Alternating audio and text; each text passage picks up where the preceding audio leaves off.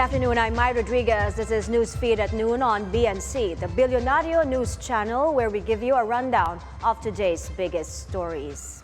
We begin with Malacanang's announcement suspending classes in public schools and work in government offices today due to monsoon rains. The palace says the suspension was recommended by disaster management officials to prevent any untoward incident and ensure public safety.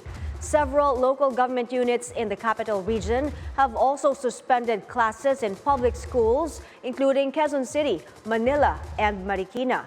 No classes as well in Kawit and Noveleta, Cavite. That also goes for in-person learning for preschool to senior high school in Taytay, Rizal. The number coding scheme has also been suspended today.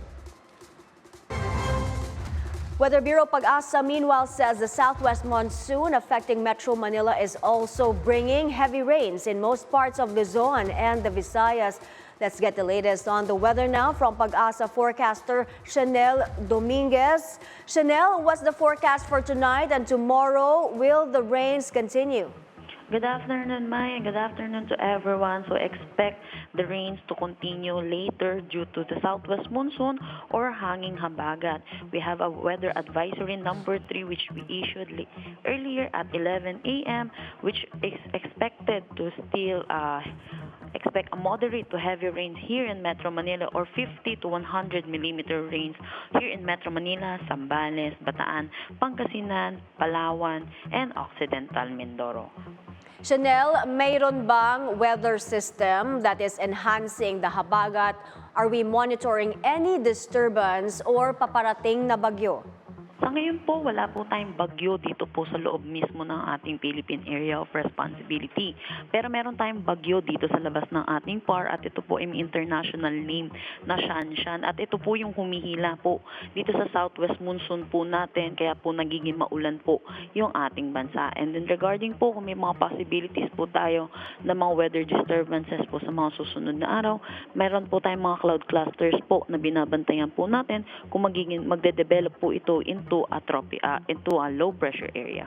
Shiela, do you have information on the situation of dams because the La Mesa Dam reached critical level this morning?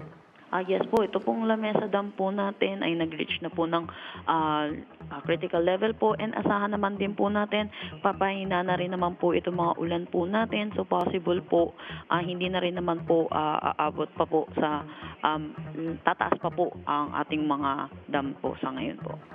Shiela, ano ang forecast this weekend? Good weather ba this weekend? Asahan po natin habang po palayo po itong bagyo pong si Shanshan sa ating bansa or sa Philippine Area of Responsibility, hihina na po itong southwest monsoon natin or habagat. Kaasahan po natin lalo na po dito sa Metro Manila, improving weather na po tayo by weekend. Pero asahan pa rin po natin ang epekto ng habagat lalo na po sa Central Luzon at Northern Luzon. Pero ito na lamang po ay sa western section po ng Luzon po. Alright, maraming salamat, Shiela Guo of PAG-ASA. President Bongbong Marcos defends the manhunt for Kingdom of Jesus Christ leader Apollo Quiboloy. The president says he sees nothing wrong with the police operation at the KOJC compound in Davao City. Around 2,000 policemen were deployed to serve the arrest warrant against Quiboloy, who's wanted for child abuse and human trafficking. Meron bang human rights violation kung maraming pulis? I don't think so. There's no. Anyway, the reason we did this was so that we could maintain the peace. The only way to maintain the peace is to make sure that the area is safe and is secure. And considering this is a 30-hectare compound, kailangan mo talaga ng maraming tao. Hindi mo pwedeng gawin ito na 100 pulis. More details emerged on the escape of Alice Guo as her supposed sister faced a Senate inquiry. In her testimony, Shiela Guo also revealed she is actually not related to the dismissed mayor of Bamban, Tarlac. Agatha Gregorio has more. Huwag mo kaming lukuhin dito. Hindi po, kasi yung una Baka talaga akala po, mo kung ano yung ginagawa ni Alice Guo sa hindi committee po. na ito, kaya mong gawin din. pasensya na Ha? po pag may mani ako na Pasensya. sasagutin. Kasi sa You totoo are lang po, lying. Kami dito, hindi kami pwede bayaran, ha? Hindi po. Walang pwede magbayad kahit na milyon-milyon yung pera ninyong mga Chinese kayo. That outburst from Senator Bato de la Rosa after multiple repetitions of "I don't know" from dismissed Bamban Mayor Alice Guo's supposed sister Shiela. On Tuesday, Shiela Guo attended her first Senate hearing since being apprehended by authorities in Indonesia. Guo is detained at the Senate for absences in hearings on illegal Philippine offshore gaming operations. Other senators warned Shiela she could suffer greater penalties for constantly claiming she does not know the answers to their questions, as she could be breaking the law. But Guo maintains she does not know where her supposed sister is and where they boarded a small boat in July to head to Malaysia. Guo did, however, confirm she departed the Philippines with Alice and their supposed brother Wesley. Shiela also responded to queries on her Chinese and Philippine passports. bigay sa akin ni Daddy, sabi niya, yun na yung passport mo na ano, pag may pag may punta sa travel o ano, yun na ang gagamitin mo.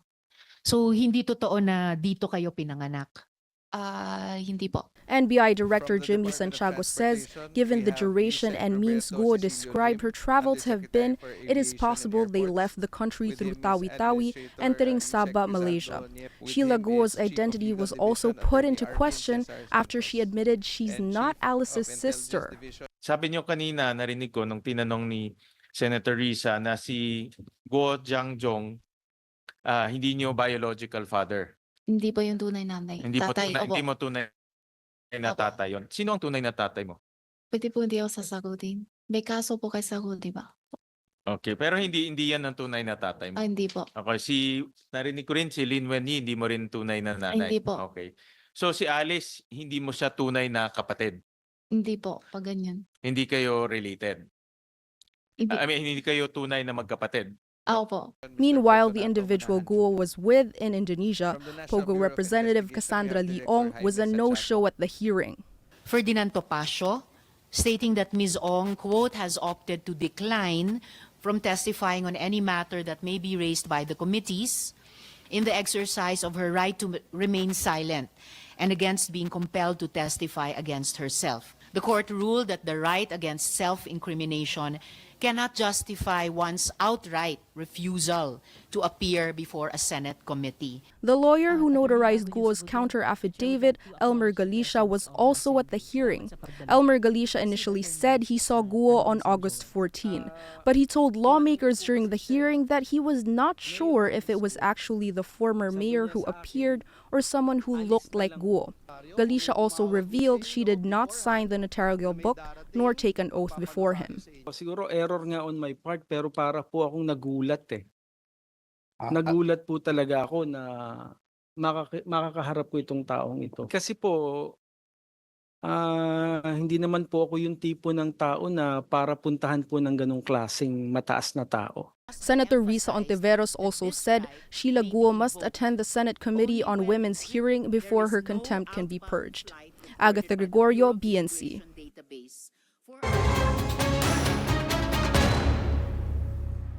The House Quad Committee resumes its probe into criminal activities linked to POGOs in the country. On the scene is our reporter Hannah T. Hannah, what can we expect from today's hearing, and is Cassandra Ong present? As of now, Cassandra Ong has not yet arrived at the hearing. The Quad Committee's agenda on POGOs is set to begin at 1 p.m., so we're not expecting her until then. Currently, the committee is discussing the involvement of some police officers in drug-related activities during the previous administration. Police Lieutenant Colonel Jovi Espido is currently testifying about the operations that led to the capture of Kerwin Espinosa, who was a well-known drug personality under the Duterte administration. Espinido said he was the former chief of police in Albuera, Leyte, and his main task was to disband a drug group led by alleged drug lord Kerwin Espinosa. Earlier hearings also covered the testimonies of two inmates, Andy Magdadaro and Leopoldo Tan, which delved into various aspects of the illegal drug trade and its connections with law enforcement and political figures, including former President Rodrigo Duterte. Mai? Thank you. Hannah T. reporting from the Batasan, Pambansa. After the break, we'll tell you why former President Donald Trump believes he was saved by God from assassination. Newsfeed will be right back.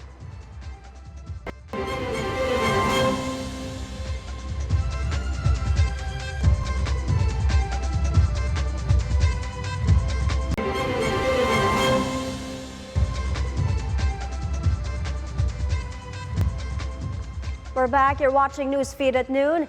After more than 5 hours, the House of Representatives defers deliberations on the proposed 2 billion peso budget of the Office of the Vice President for next year. That's after Sara Duterte refused to answer questions raised by lawmakers. Hannah T. returns with a full story. The budget of the Office of the Vice President is typically one of the quickest to move through Congress during budget season. But this was not the case for Vice President Sara Duterte during the 2025 budget deliberations for her office.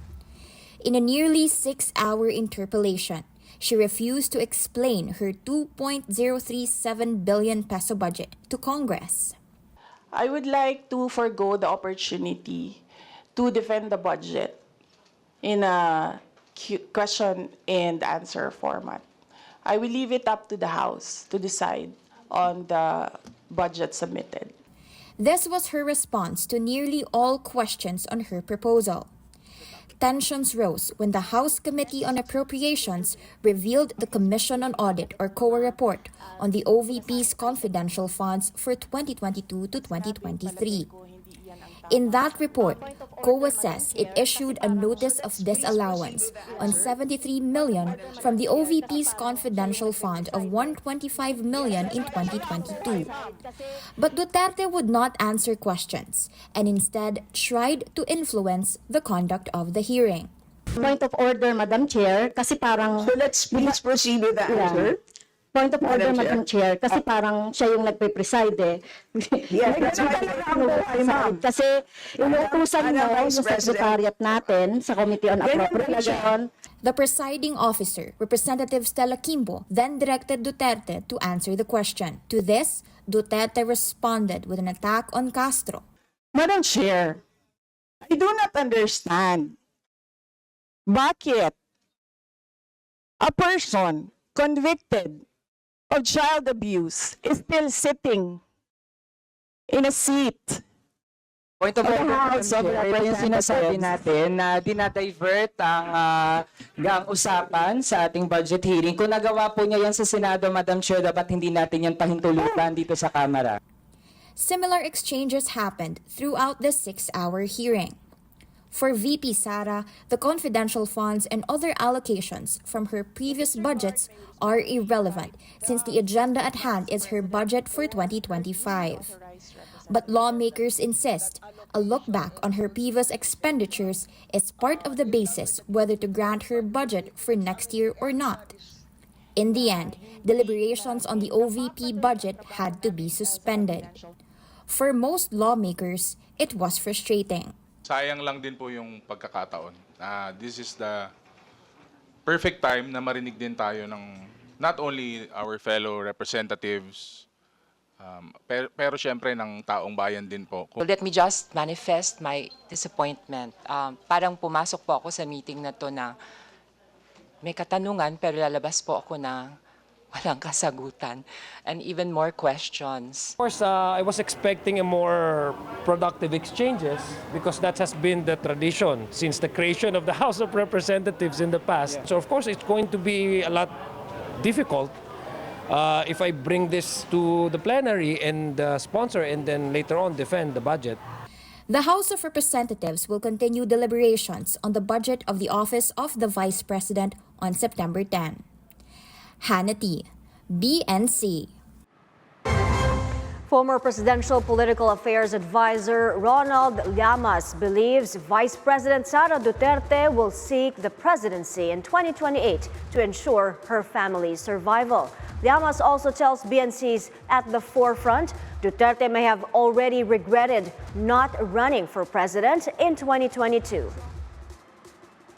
At tingin ko nagsisisi na sila na bakit hindi sila tumakbo for president noong 2022. At ang tingin ko, ang kanilang calculation, yung makakasalba lang sa kanila ay for Vice President Sara to run for president.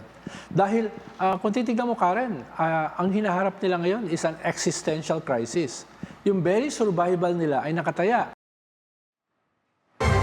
Llamas adds that Duterte camp may try to weather first the 2025 midterm elections, but based on recent polls, it may be a challenge. Ang problema ay bumababa rin yung kanilang approval rating. Bumababa rin yung presidential preference for Sara. Kaya hindi sila nakakasigurado, even if they survive the midterms, kung sila pa rin ang frontliner.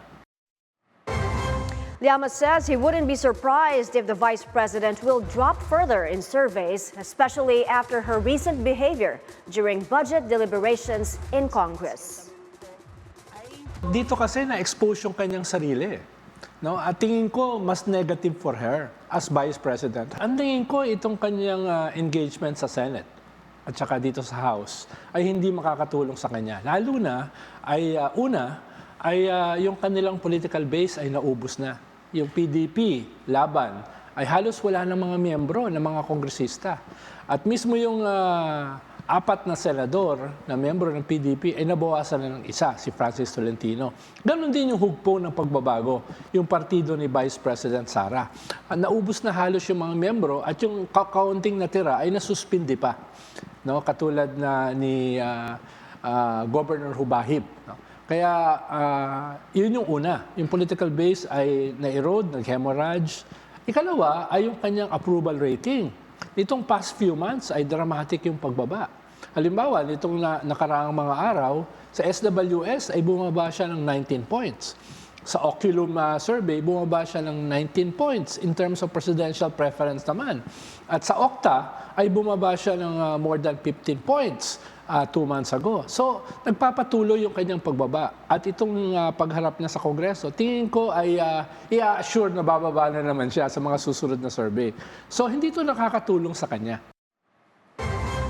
In other news, actor Sandro Mulak appears before a Senate committee to recount the alleged sexual abuse he suffered in the hands of 2 independent contractors. As Bea de la Cruz tells us, tensions rose between one of the accused and the chairman of the panel.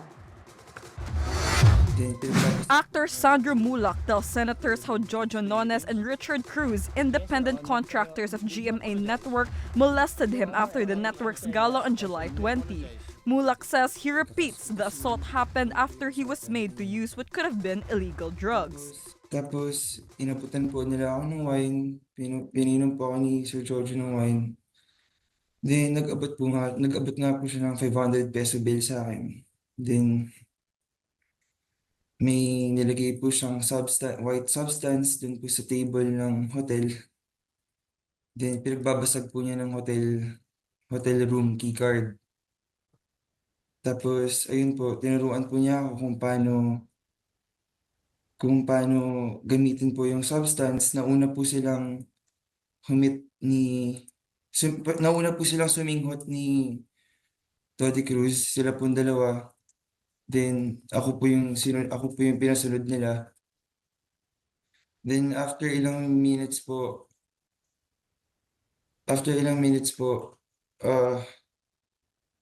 hinila nga po ako ni Sir Jojo sa kama. Then, si Doddy Cruz po,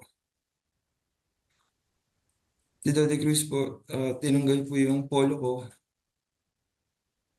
Bigla po niyang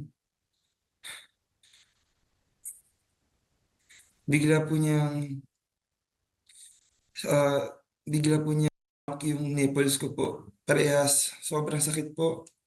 Then, si Sir Jojo po, binaba po yung pantalon ko. Cruz was unable to present at the hearing. His lawyer says he's confined at the hospital.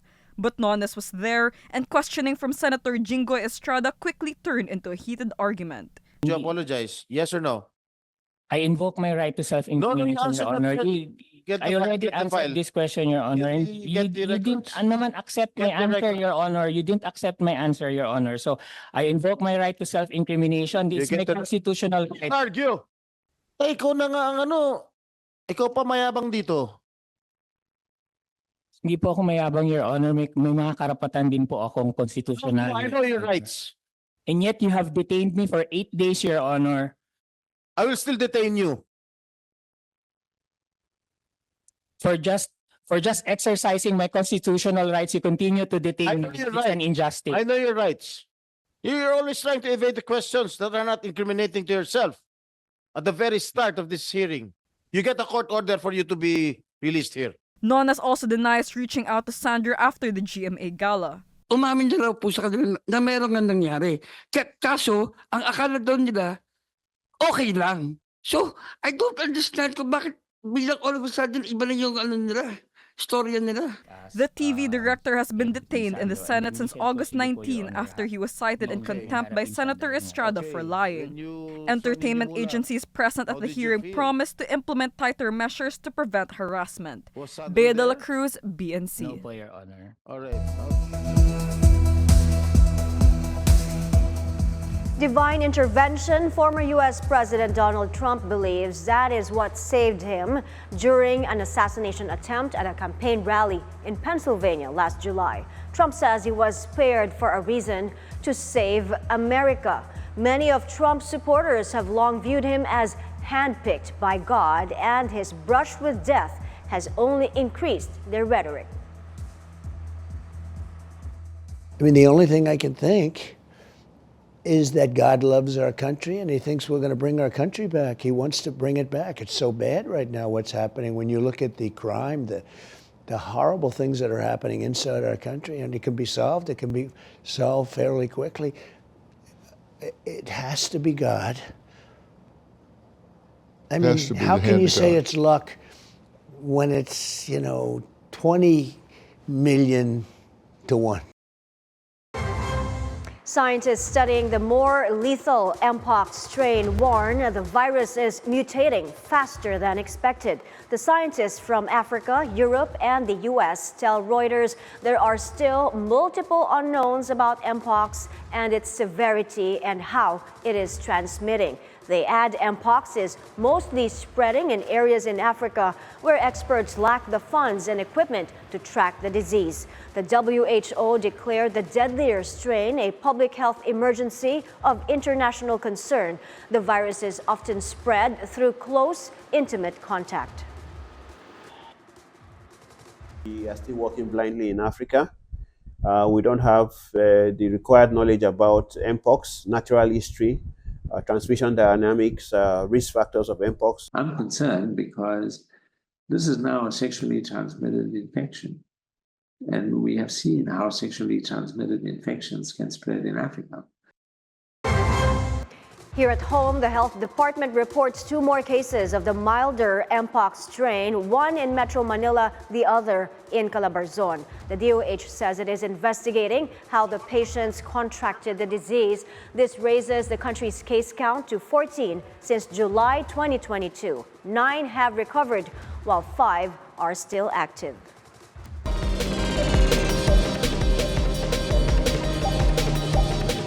The Bangko Sentral ng Pilipinas presents special commemorative coins to President Bongbong Marcos to celebrate its 75th anniversary. BSP Governor Eli Remolona handed out the 7,500 peso gold and 750 peso silver coins to Marcos in Malacanang Tuesday. On one side, the coins feature the Intendencia building in Intramuros, Manila, the first headquarters of the BSP. The other side shows markings of the year 1949, the anniversary logo, and the BSP seal. No word yet on when the coins will be available at the central bank store. Heading to the U.S. now, where consumers are feeling much more confident and optimistic about their economy. The U.S. Consumer Index or Consumer Confidence Index, rose to a 6-month high in August at 103.3. That's an increase of more than 1% from July's 101.9 figure. Consumers, though, were less upbeat about the labor market. Those who view jobs as plentiful slipped to 32.8% from 33.4 in July. Wall Street is finally coming to the richest sports league in the U.S. Owners of the National Football League have amended the league's ownership policies to allow private equity firms to acquire up to 10% of teams. The deal sets the stage for club owners to cash in as franchise values soar to the billions of dollars. The NFL is the last big U.S. sports organization to open its doors to institutional investment. In sports, Novak Djokovic kicked off his quest for a record 25th Grand Slam with a rusty win over Radu Albot in the first round of the U.S. Open. The world number 2 is coming off from a gold medal finish in the Paris Olympics. But the late-night match saw him struggling with serves and racking up unforced errors. The Serb is eyeing several milestones in New York, including a 5th U.S. Open title and becoming the first back-to-back winner in the men's singles since Roger Federer's 5-year run from 2004 to 2008. I think it was a solid start. Look, I struggled, with my serve and the rhythm on certain shots. But, overall from the back of the court, I thought I played pretty well. It's always challenging to start, particularly when you haven't played on this surface for, 5-6 months and coming off from Olympic gold and playing on clay. The good thing about slams is you have a day between matches where you can train, where you can really work on things and perfect your game. That's what I need.